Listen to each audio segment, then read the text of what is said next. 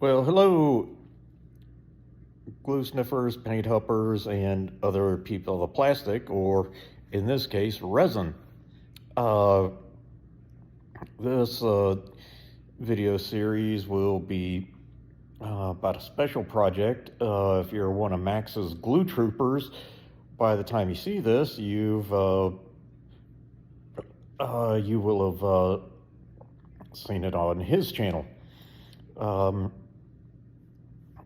And although we've mainly been associating, or at least lately been associating the Shinden with Godzilla, but for many years and many movies,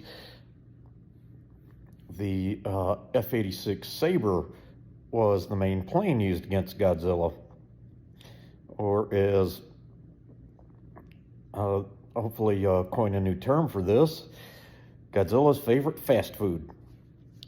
So I got these files off the internet and sized them to 1:250 scale, printed and painted them.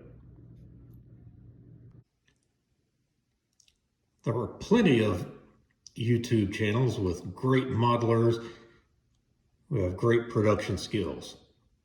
This is not one of them. Welcome to Cable's Creations. So here are some F-86s I printed in to 50th scale. As I like to refer to these Sabres as Godzilla's fast food. Okay, so first I put some buff down before the yellow. Makes the yellow go easier. So now I'm masking off what'll be the yellow stripes, and then got some little circles cut that once I get the red on, also go over the red, then just a little bit more masking to get the black edges around the stripes.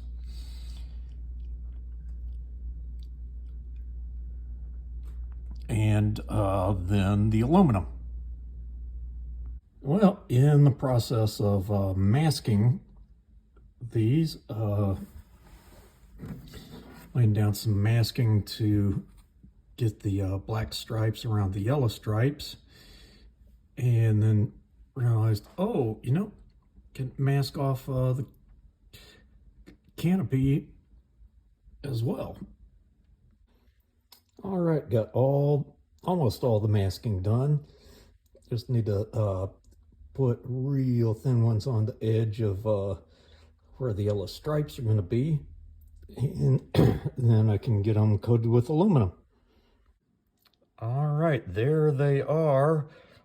The aluminum's painted, so just need to unmask them and then do whatever touch-ups I need to do.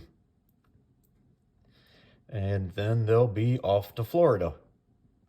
So brought these inside the house as it is 6 degrees outside, and therefore too cold in the garage to work on, so I've got them unmasked.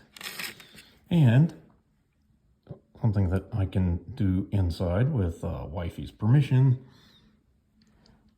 touch-ups are going to be done with these marking pins, or these paint pins. All right, now with a little bit of touch-up roulette, I think just let that paint dry, and tomorrow bag them up and or bag and box them up, and then get them on the mail to Florida.